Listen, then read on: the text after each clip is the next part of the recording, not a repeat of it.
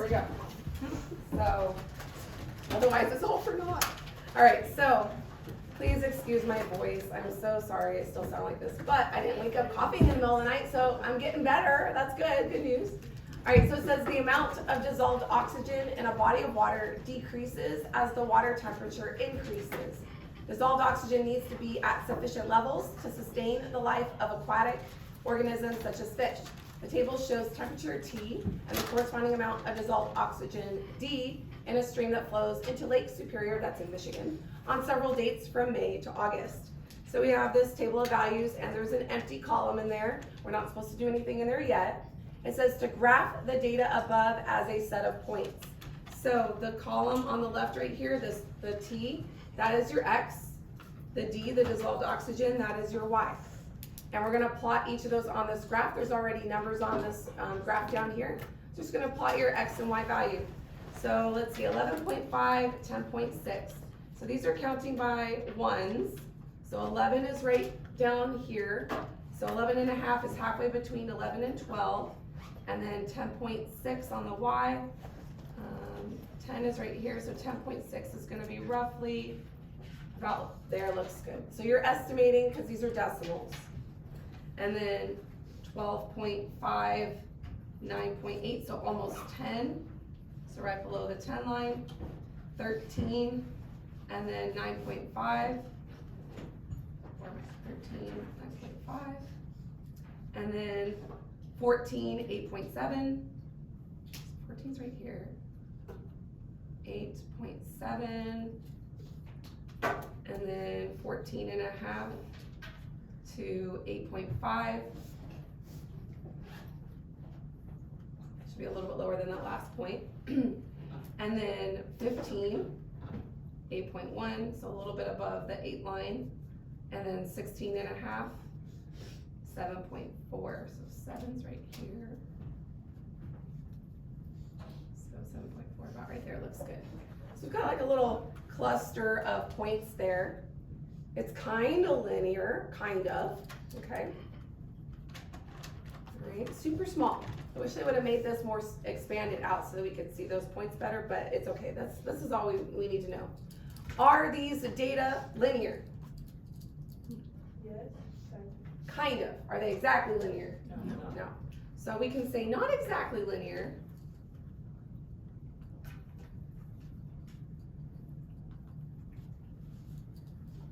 But close.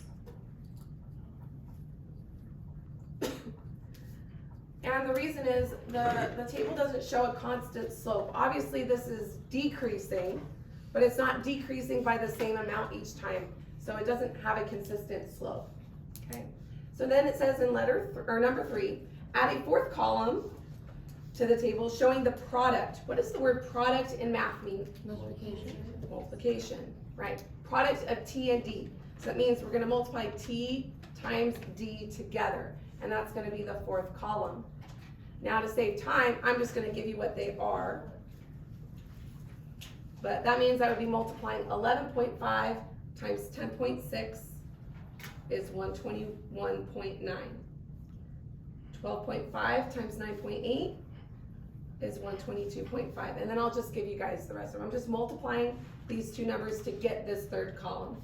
So the next one is 123.5, 121.8, 123.25, 121.5, and 122.1. When we multiply them together, we're kind of around the ballpark of 122, 123-ish. Right? So if I were to round these up, like that would round up to 122, that would round up to 123, that would actually round up to 124. So we're all around the same ballpark though.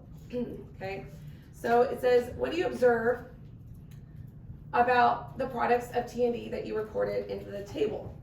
Those numbers, what can we say about them? They're all very similar. They're similar, they're close. They're around the same ballpark figure, like I said. So we can say the values are close.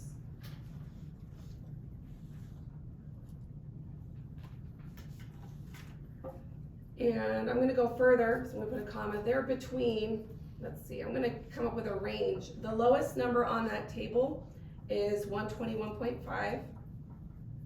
The highest number on that table is 123.5.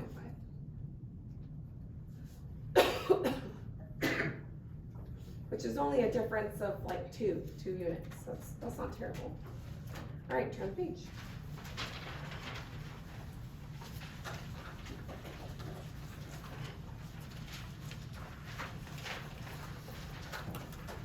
So what we did there, it has to do with this new definition. Now, not everything in this notes today is something that you need to know, so I'm skipping some of it, but this is one of the things you need to know. It's inverse variation. There's an equation for that, but before I go to the equation, if you look under math terms, there's the words inverse variation again. It's written in the form y equals k over x, where x and y are the variables that vary inversely. When you see a word problem and you see those words together, vary inversely, they're talking about inverse variation, and you have to use these formulas. The constant of variation, the constant is always represented with the letter K. It is equal to the product of x and y. So for instance, if we were to take y equals k over x like they have up there, and solve for k, the constant, to get x out of the denominator, what do we have to do to both sides? Multiply it, right? So we'd have to multiply both sides by x, and we would get that k is equal to x times y. So it says the inverse variation equation k is equal to the product of x and y, and that's exactly what we have right here. So if we go back to the box at the top where it says inverse variation equation, when the product of two variable quantities x and y is constant, the two variables are said to vary inversely. So it says when the product of two variable quantities x and y is constant. This is a key terminology that you're looking for. Okay, it has to say that.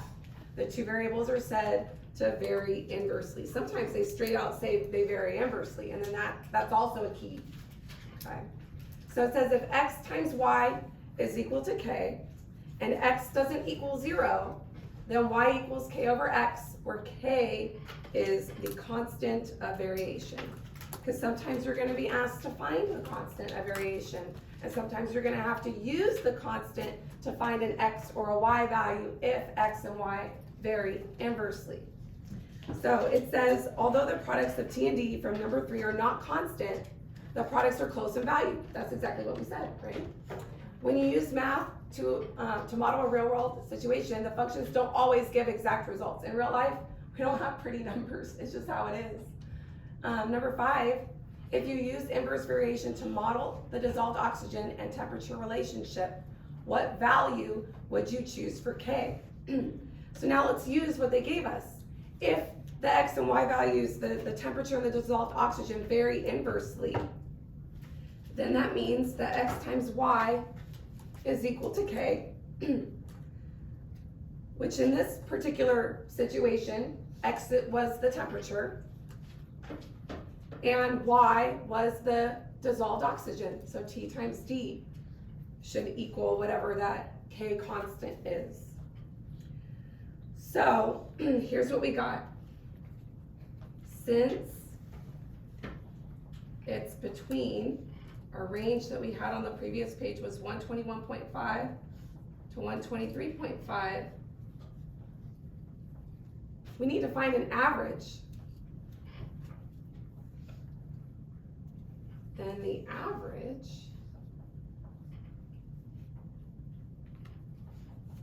would be, now when we're finding an average between numbers, what do we do with those numbers?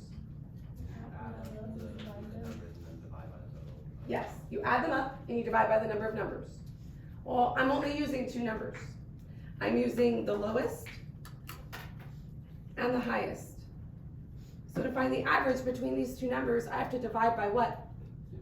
2, because there's 2 of them, right? So 121.5 plus 123.5 divided by 2 Just to save time, I'm not gonna show you how to type that into your calculator. You all should be able to do that just fine. It ends up being approximately 122.5. So then that is our constant of variation. And since we're averaging it out, then that's a pretty good estimate for our data that we have there. So number 6, it says to write an inverse variation equation. I want to highlight the directions there because that's something that you're going to see, and then you'll know where to refer back to it. It says write an inverse variation equation relating T and D that shows a constant product. Then solve the equation for D. So remember, x times y equals k, or in this situation, t times d equals k. So I'm going to put td equals, but instead of k, I'm going to use the constant of variation that we just came up with, 122.5. And it says to solve the equation for d. So that means get d all by itself, get rid of the t. How do we get rid of the t? Divide by. Okay. So d is going to equal 122.5 divided by whatever the temperature is. And this is an expression that can relate T and D showing their constant product. Okay, so that's how you use the inverse variation equation. We're not doing anything else below that page. Go ahead and turn it.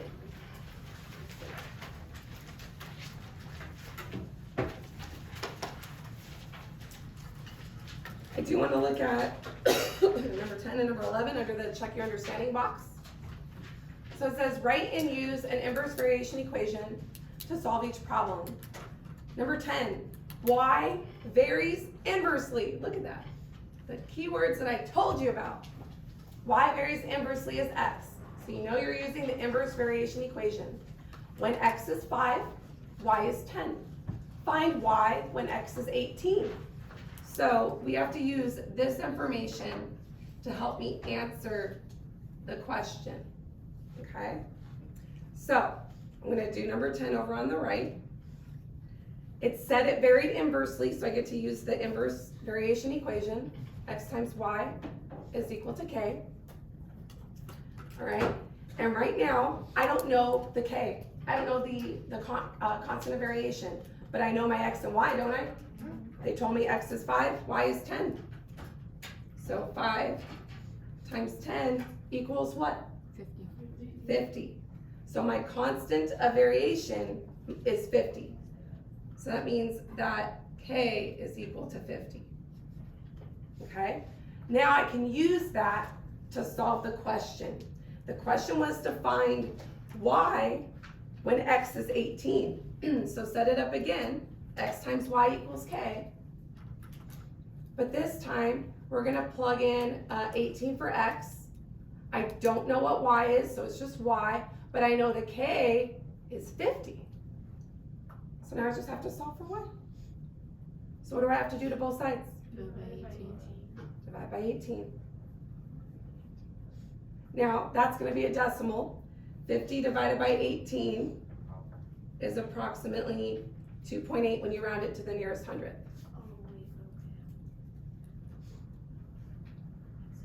Because we're dealing with fractions, I'm not really worried about you reducing the fraction. Just use a calculator and get your answer that way. Do the division. All right, so that was number 10. Number 11, it says the length of a rectangle varies inversely as its width. Those are those keywords again. The length varies inversely as its width. If the area is 40 inches squared, area of a rectangle is what times what? Length times width. Oh, that looks like an inverse variation equation, doesn't it? It has that same feel. And it says the width is 12.5 inches. Find the length of the rectangle. So if we let the width be x and let the length be y, well, then basically the area formula is our constant of variation, or inverse variation equation. So I'll put number 11 down here. So area equals length times width. That's going to be similar to K equals X times Y. Two things being multiplied together that equals something, that's the constant of variation. So they gave us the constant this time, it's the area. So what was the area? 40 inches. 40 inches. So 40 equals, and they gave us the width. So that means they gave us the X is 12.5. We need to find the length. So I don't know L, but I know that the width is 12.5. So I'm gonna put 12.5 L, because L is a variable I don't know. And now I just have to solve for L. So what do I do to both sides? Divide by 12.5. So 12.5, or 40 divided by 12.5 is gonna be a decimal, and it's approximately 3.2. So the length is approximately 3.2 inches. Okay, that's just using the inverse variation formula. Another type of variation that you're gonna see is the next one down here, combined variation. Let's see the bold letters right there. Because another type is combined variation. Recall that two unknowns, X and Y, vary directly. Different keywords. They are related by the equation Y equals K times X, and inversely if Y equals K over X, where K in both cases is a non-zero constant. So they contain both of these things. Okay. Combined variation combines direct and inverse variation all together. Okay. It is written in this form. I'm just kind of piecing it through so I don't have to read everything. So Y equals KX over Z, where the constant of variation K, where Y varies directly with X, Y varies directly with X, and inversely with Z. So basically, when you vary directly, that variable goes in the numerator. If you vary inversely, it goes in the denominator, right? Because this was the inverse variation. See, Y and X vary inversely, so X is in the denominator. Y and Z vary inversely, so Z is in the denominator because Y and X vary directly. So direct variation goes in the top, inverse variation goes in the bottom, if that makes sense. Okay, so that's basically how you set that one up. Okay, go ahead and turn the page.